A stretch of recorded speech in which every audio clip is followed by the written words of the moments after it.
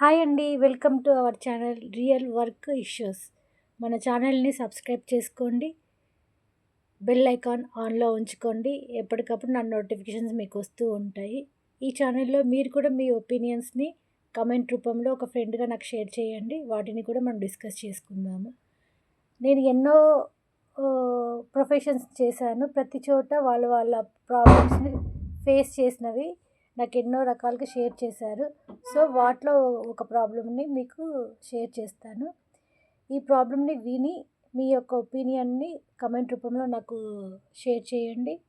So దీనివల్ల ఒకరి యొక్క లైఫ్లో ఉన్న సమస్యకి ఒక కరెక్ట్ డెసిషన్ ఏంటో, కరెక్ట్ అనేది ఏంటో మనకి, మన తోటి వారికి కూడా తెలుస్తుంది.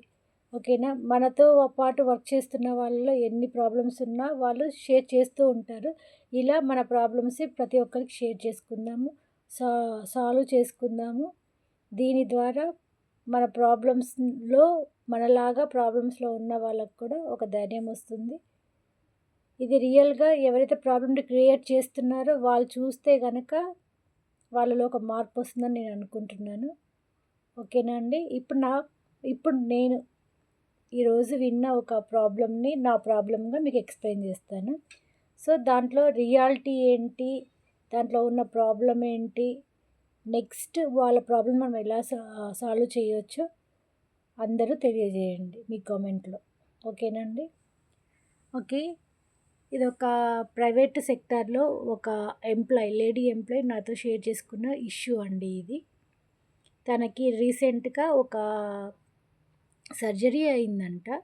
సో దానికోసమని డాక్టర్ సజెషన్ ఏంటంటే తను ఎక్కువగా బెండ్ అవ్వకూడదు, వెయిట్స్ మోయకూడదు, నెక్స్ట్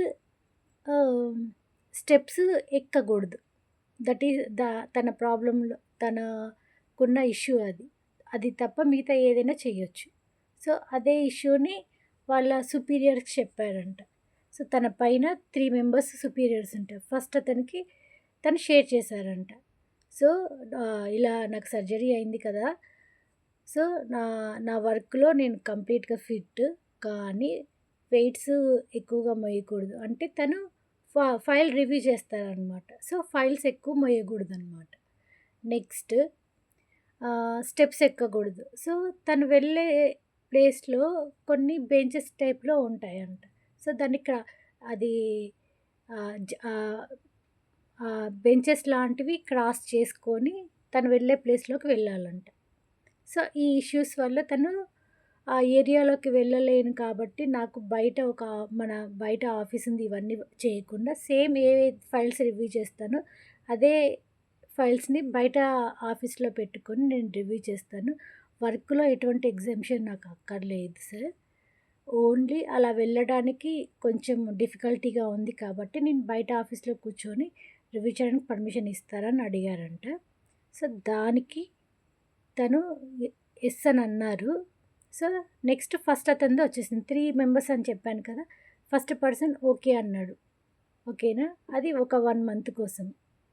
నెక్స్ట్ సెకండ్ ఎక్కడైతే కూర్చోాలనుకుంటున్నాడో సేమ్ ఇష్యూ అతను ఆ హెడ్కి కూడా చెప్పారనమాట. సో ఇలా నేను ఫస్ట్ అతన్ని పర్మిషన్ తీసుకున్నాను సార్, ఇప్పుడు బయట ఆఫీస్లో మీరు కాబట్టి మీకు ఇన్ఫామ్ చేయడానికి వచ్చాను, కూర్చొని ఇక్కడ రివ్యూ చేసుకోవచ్చా అని పర్మిషన్ అడిగారు.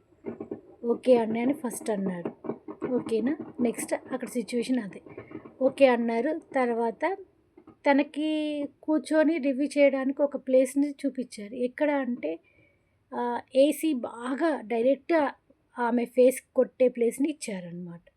ఇస్తే సరే తను సైలెంట్గా కూర్చొని అక్కడే ఫైల్ రివ్యూ చేయడం స్టార్ట్ చేశారు. 1 డే 2 డే అయిన తర్వాత బాగా కోల్డ్ కఫ్ స్టార్ట్ అయింది.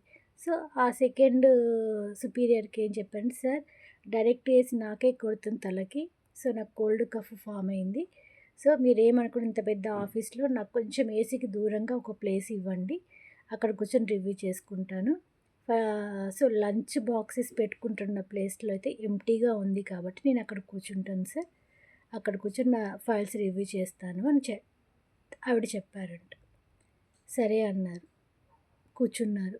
2 డేస్ కూర్చున్నారు, 3 డేస్ కూర్చున్నారు. నెక్స్ట్ మీరు ఇక్కడ రివ్యూ చేయొద్దండి, మీరు మీ ఆఫీస్లోకే వెళ్ళాలి, ఇంకా మీరు ఇక్కడ బయట మా ఆఫీస్లో కూర్చోవడానికి వీలు లేదు అని అన్నాడు. సరే ఎందుకని నేను కూడా మీ ఆఫీస్లో ఉన్న ఎంప్లాయీ వాడినే కదా, సేమ్ డిపార్ట్మెంటే కదా, లోపలికెళ్ళి కూర్చొనే వరకు నేను బయట చేస్తున్నాను. నాకు సర్జరీ అయింది కాబట్టి నేను కొన్ని బెంచెస్‌ని క్రాస్ చేసి వెళ్ళలేని సిట్యుయేషన్స్‌లో ఇక్కడ కూర్చుంటాను. హ్యుమానిటీతో నన్ను ఇక్కడ కూర్చోనివ్వండి సార్.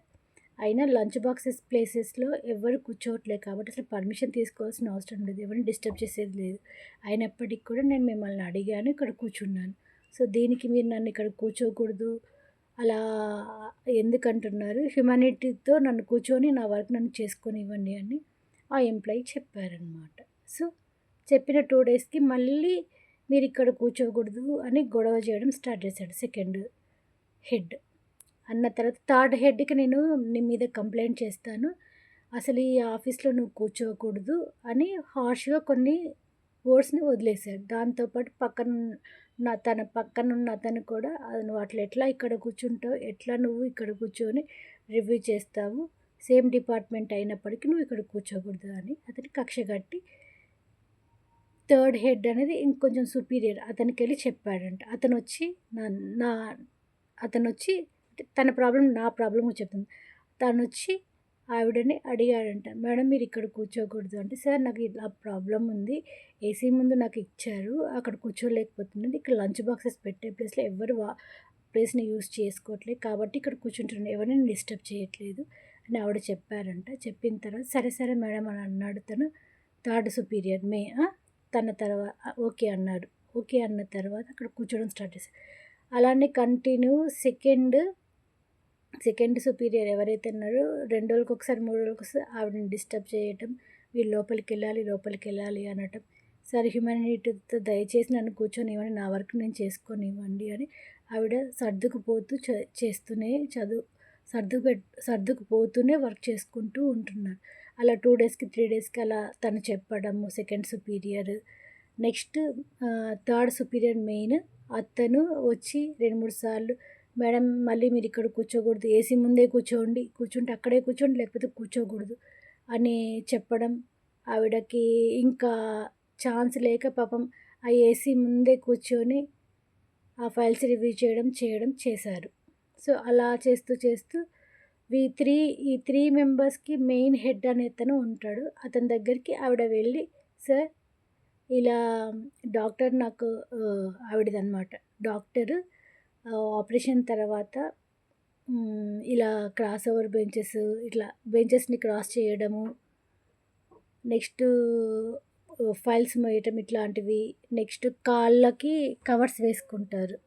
కాళ్ళని కిందకి వంగి కాళ్ళు క్రాస్ ఆ కవర్స్ వేసుకోవడం అలాంటివన్నీ కూడా ఇబ్బందిగా అవుతుంది. మీరు పర్మిషన్ ఇస్తే ఆ ఫైల్స్ అనేవి బయట ఆఫీస్‌లో రివ్యూ చేసుకుందామని అనుకుంటున్నాను సార్. డాక్టర్ కూడా అదే సజెస్ట్ చేశారు. వర్క్‌లో డిఫరెన్స్ లేకుండా ప్లేస్ మాత్రమే చేంజ్ చేసే సిట్యుయేషన్స్‌లో వర్క్‌లో ప్రాబ్లమ్ ఉండదు కదా సార్.